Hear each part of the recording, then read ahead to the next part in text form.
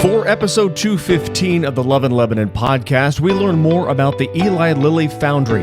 This development is located off of State Road 32 within the state's Leap District. Matthew Comparato and Geoffrey Lewis join us for this episode. We get more info on the project timeline, what will take place within the Foundry facility, and how this development will affect our community. Episode 215 of the Love in Lebanon podcast starts now. Welcome to the Love in Lebanon podcast, highlighting all the great things happening in Lebanon, Indiana. Have an idea for an episode? Send an email to loveinlebanon@lebanon.in.gov. Hey everybody, welcome to episode 215 of our Love in Lebanon podcast. Joe LePage here, the City of Lebanon Communications and Community Development Director. A couple weeks back now, about 3 weeks or so, groundbreaking took place. Amazing. The governor was in town. I mean, a whole bunch of folks from different universities throughout our state. Just an amazing time. We were out doing the shovel turn, the groundbreaking for the foundry that'll be out on State Road 32. And a couple guys who know that project pretty well from where it currently sits, and then kind of looking back in the past as well, this whole thing came together. Joining us here on the podcast, we've got Jeff Lewis.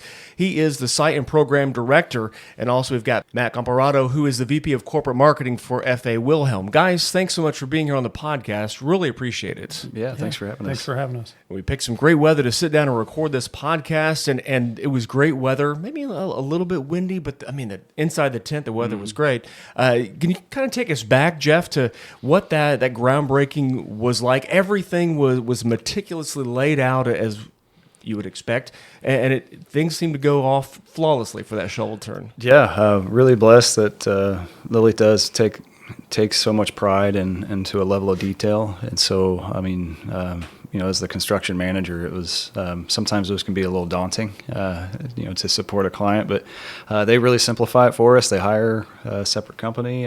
They take care of all the invites. They take care of everything. We basically provide a spot for them to place the tent and make sure that everybody knows where to go. So, truth be told, everybody, we were able to be there and take some pictures and things, and was in there, and some folks from downtown, the Chop House, were helping to cater that event, and they were going on about how just meticulous and how well laid out and to the minute how the run of show would go. And so those of us that put together events were supremely impressed of how that was going to take place and go.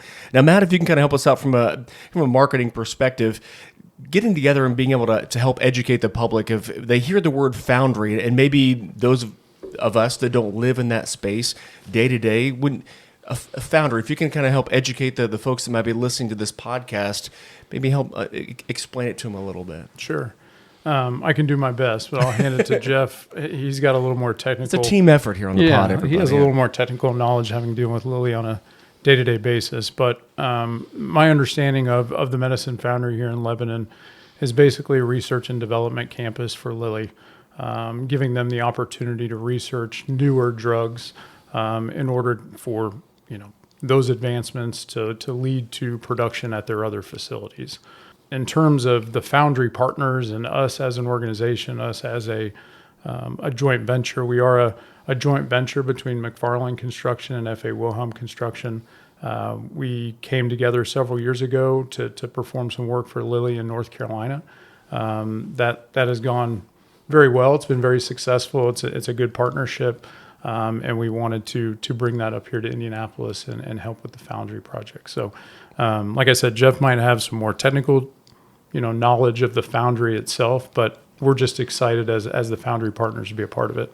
For what I was told kind of in the building here was kind of the Foundry would be where they're researching all the kind of ingredients to help make the drugs come to be and be able to be produced, and then where they would be produced would be what's currently being constructed right now. And a couple weeks ago, everybody, Jeff and Todd, sat down from Florida to kind of talk about that, kind of what they're building. Is that about what I have it right, Jeff? Yeah, so Medicine Foundry, I know it's kind of a unique name, but when you think of a foundry, take a steel foundry, for example, you're taking raw elements and forging that and manipulating and facilitating this process to create this new product. And Lilly really took that foundry to the next level with the Medicine Foundry, in the sense that As you said, LP, the Lebanon project up north, that's really for their manufacturing and quality side. So those are for established medicines, medications that they've already found.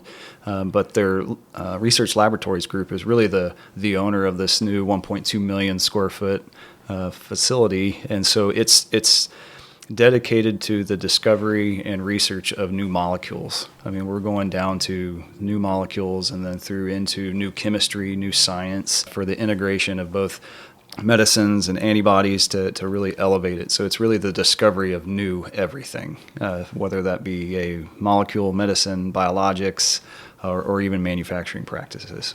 And so I heard you say 1.2 million. We're going to have some pictures and some renderings. It's several different buildings kind of laid out its own kind of campus. Yep. So thing. it's technically by rule of the code, it is technically one building. But as we break it down, we've got 8 major nodes inside that campus, all connected with a central corridor. So that central corridor is what merges it into one. But there's a lab admin building, a central utility plant, and several other different research and processing facilities as well. So. How exciting is it to work on a project like this, to be able to know and being able to hear some of the speakers talk about, the obesity drug, the cancer cure could be coming from Lebanon, Indiana. I mean, that type of thing. How exciting is it for you guys to be able to kind of be here on the literal ground floor of this whole thing, being able to being part of this project in any way, shape, or fashion? I feel very, very blessed. Slightly surreal with the opportunity. Lilly has come out and said that this campus, the Medicine Foundry, is there to redefine medicine as it stands today, and to have the expectation of redefining how Lilly does everything from construction to logistics to safety. It's a blessing, and truly the expectation is there to drive us all and ultimately serve Lebanon. And that's really the exciting part, is because it's not just serving the foundry itself. It's the expectation is that we're also serving the surrounding community, and I love that expectation from Lilly. Mm-hmm. And from an overall marketing perspective, Matt, trying to do where my office sits now, trying to help folks with the growing pains, and there you guys have no doubt seen some of the press clippings and different things, videos about folks that were not exactly happy about the LEAP project and all those things, and want to be able to meet them where they're at. And of course, they're 100% able to have those feelings, obviously, but being able to help them understand that this is phenomenal to be able to have something like this in the community. Yes, farmland is being used for this, but for what could come out of this is one of those things that is life-changing, literally life-changing, and Lebanon could be right there on the forefront. From a marketing perspective, is that a pretty easy sell for you, as it is for me to kind of look at it and be like, but the trade-off is just phenomenal. It's a balancing act, right? But absolutely, I think there's the things that Lilly's bringing to this community, you're going to see it for decades, right? And the amount of economic development and everything else around it that's going to come to the area is going to be unbelievable. And as an organization, we're excited to just be a part of that. It's pretty tremendous. And like Jeff said, there's going to be nothing else like this, or there is nothing like this in the world. This is the first of its kind. So for that to be in Lebanon, Indiana is pretty awesome. Very well said. You're listening to episode 215 of our Love in Lebanon podcast. We've got Matt and Jeff here talking about the foundry, going to be right now under construction on State Road 32. Some things that are going to be taking place along with it. Going to talk road updates in just a second. But first of all, a timeline. We talked about the floor guys in here, Jeff and Todd, talking about percentage complete and things along those lines, smaller bites of a large project. What's the timeline from where the ground was broken a couple weeks ago to completion and getting some of that research that we talked about rocking and rolling? Yeah, so we've made a commitment with Lilly that our what we call our priority one, which is 65-70% of the campus is to be online and producing what they would consider producing by December of 2027. So right now, we actually just started just a few weeks ago our RAM aggregate periods for our first foundations, and so then we're going to start seeing foundations moving in at the 1st of June, and then we'll start going vertical with steel towards August and September. So lots of great opportunities. We're pretty pretty infant right now as far as our progress, but the team's doing a lot of great things right now. So. And you guys had everything all laid out when we were kind of taking the roundabout lane to the groundbreaking area, just seeing all the machines are going to be doing all that work. I mean, just trying to fathom all that stuff, and you guys have a game plan and a blueprint for it. But the 3-year timeline, height-wise, is it going to be about the same as we've seen out at LP1 and all that? Yep. Okay. I'm not sure their max height. Our tallest building is about 112 feet tall. So. Mm-hmm. And as far as the number of people, in the last episode of the podcast, everybody, you may remember we were talking with Jeff and Todd about, there are roughly 2,000 or so employees on site, and they're getting ready to deal with the influx of even more people going to be on site, and how do they, kind of shuttle them to and from the site to be able to kind of navigate around the traffic concerns that we may have throughout our community. As far as employees-wise, on site, construction guys. Yep. So right now we're projecting to have between our CM staff and our Lilly counterpart about 600 management, and then another 2,000 in trade at our peak. So we're projecting our peak to be towards that beginning of fourth quarter of 26, when we're starting to turn over, do some mechanical complete of our first few major nodes. So. And not to put any pressure, Todd and Jeff talked about being able to utilize local vendors for things like food and different just community partners. So they were getting ready to. There's a pretty famous donut shop in town. If you guys hadn't known already, Titus is a pretty big deal. They were talking about doing something with Titus and being able to have dozens and dozens of donuts heading out to campus. Is that something that you guys are going to employ as well? The local kind of partnerships, that collaborative effort. Yeah, absolutely. We've actually had several of the different vendors out. Whether it be our printing or our guys love food, right? Yeah, food's good. Food's all right. We've got several good barbecue options here in Lebanon, and Titus does a great job on the sugar highs for the rest of them. So yeah, absolutely. And we had Jeff Wagner that was chatting with us about neighborhood meetings and being able to be good neighbors along with the construction stuff. Is that kind of where you come in, Matt? Being able to kind of meet with folks that live nearby. We talked about kind of light concerns, and before that there were some traffic ones as well with LP1. Is that kind of where you're going to be in as well, talking with neighbors and being able to have that relationship forged? So our marketing communications team is woven into the overall project team. We're going to have one individual that's dedicated to the project, that's just like a Jeff Wagner, that will be on site and be around the project and be able to listen and react to any neighbors and any concerns that they may have, to make sure we're resolving those. We're going to have constant communication channels for neighbors and the community to link into. We've already had one community outreach meeting with just the local neighbors to the project site, but those opportunities will continue throughout the project to where we can just give updates. We also have a website that folks can go onto and subscribe to what we'll have is a regular newsletter to give updates to the community as well. TheFoundryPartners.com is probably the best place to start, like I said, to sign up for that newsletter. We also have a 1-800 number that folks can call and contact if they have questions or concerns.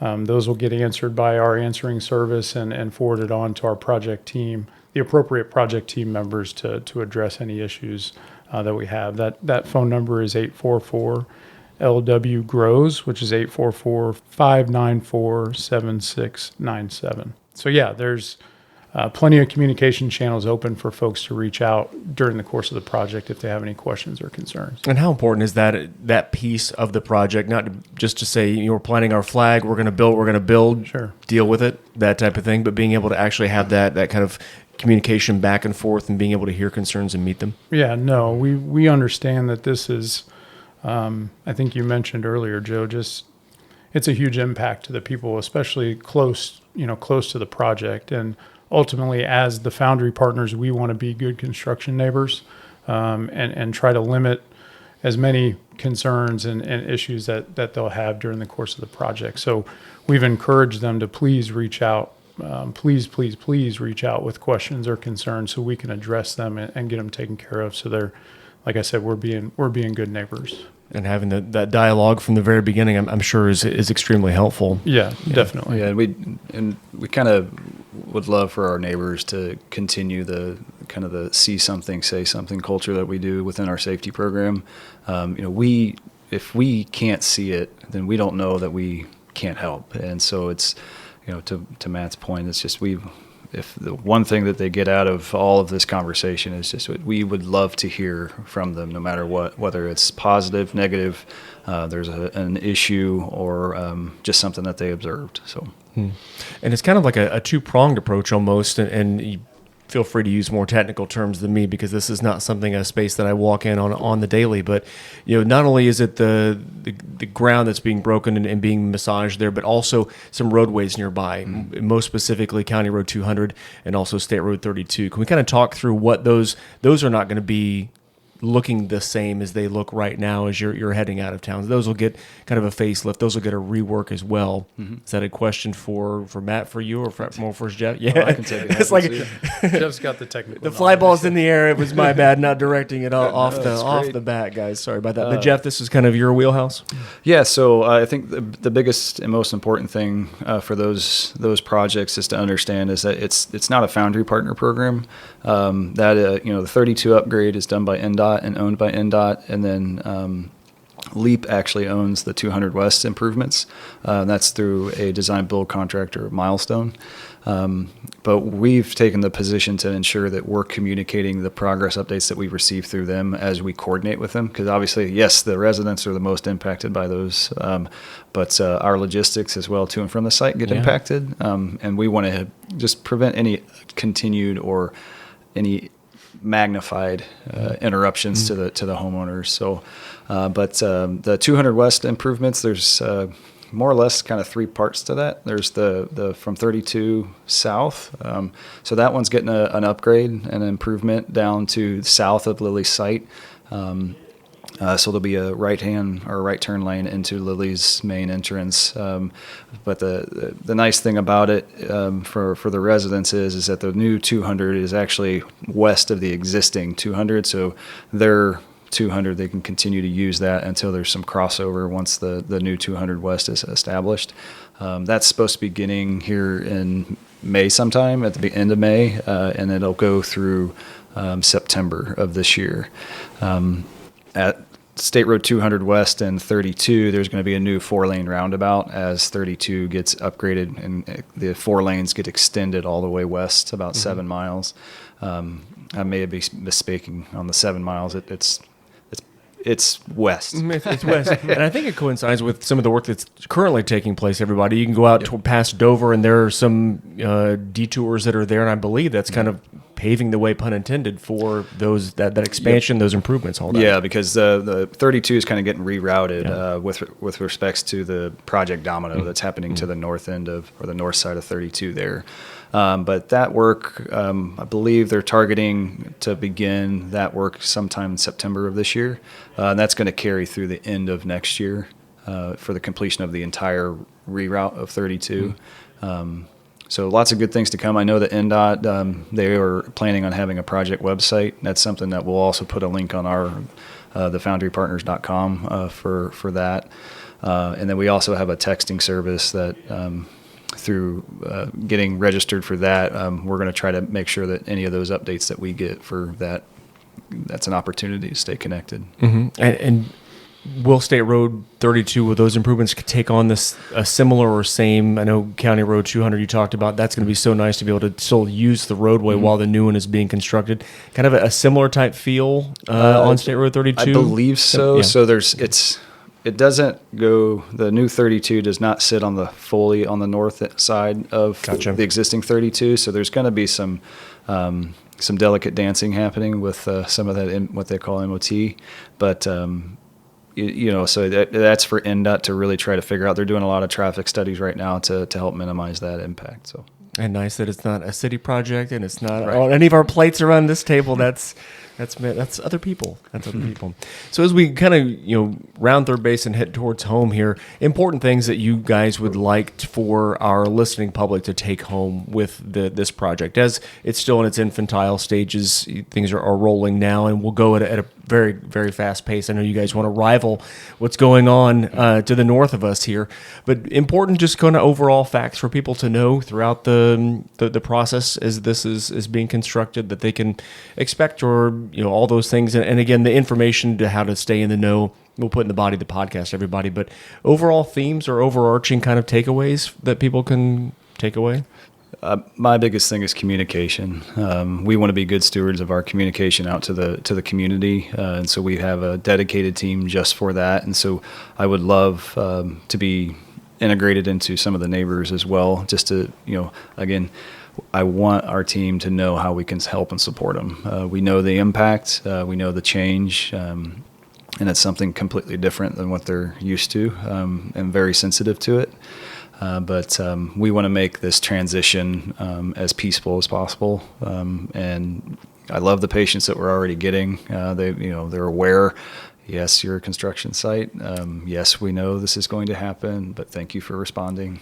So it's that feedback to me is really how we farm our relationships together. So that's my overarching theme is communication, because that's what I ask of my team too. So yeah, and I've heard in premarital counseling and things, communication is the key to any good relationship. Yep, so right. There we go. Right. That's right. Matt? I think from an organizational standpoint, things that we've already touched on in this discussion, but are near and dear to, F.A. Wilhelm Construction and McFarland, the Foundry partners. We're blessed and we're excited to be a part of this project. And we're excited to be a part of this community for the next few years. So we're going to be looking at different opportunities to be invested in the community. We're already investigating those opportunities, and we look forward to giving back to the community while we're here in different ways. We want to be a good steward of the community. We want to be a good neighbor, and like I said, we're just blessed and excited to be here to work on this project. Well, I know Jeff and Todd talk a lot of smack about the Battle of the Barbecue stuff, so you guys may need to get in. We are looking at being a part of that for sure. There we go. And does it go the same way too, Matt, when it comes to like businesses wanting to be able to collaborate with you guys? We kind of tongue-in-cheek talked about barbecue and about Titus and things like that, but if those local vendors are saying, hey, over here, we're willing to collaborate with you guys, is the info you gave earlier and that we'll have in the body, is that the place to go to have that combo also? Absolutely. Feel free to reach out to us. We've already had a few small events at the site and stuff where we had Titus bring some donuts out. We've had some pizza brought out from a local joint, barbecue as well. So if local vendors are interested in helping us out from that standpoint, please reach out to us through those communication lines. Like you said, it'll be at the bottom of the podcast so people can see it. But absolutely, reach out to us. We'd be happy to look into it. And I'm guessing it'll get to a point too where those will be job postings as well, similar to what I know Fluor is going to have a hiring event that they're going to do, and Lilly has been looking as well. I'm guessing once we get to that, that'll be a place where they can land and find maybe their next level of employment also. Yes. We'll have. The website is still kind of being developed right now, but as the project develops too and those opportunities arise, we'll make sure that easy navigation will be available on the website for folks to find opportunities, whether it's employment opportunities or opportunities to get involved with the project. Fantastic. Jeff, Matt, thanks for being here on the podcast. If you're okay with doing this, we can do it again. We can keep on, kind of going through how this process is coming together and how things are going. Okay, that's great. Absolutely. Okay. Thanks for having us. May have to bring Titus next time since we talked about it so much. Now I'm hungry. Thanks, everybody, for listening to episode 215 of the Love and Lebanon podcast. More episodes will be brought your way soon. Take care.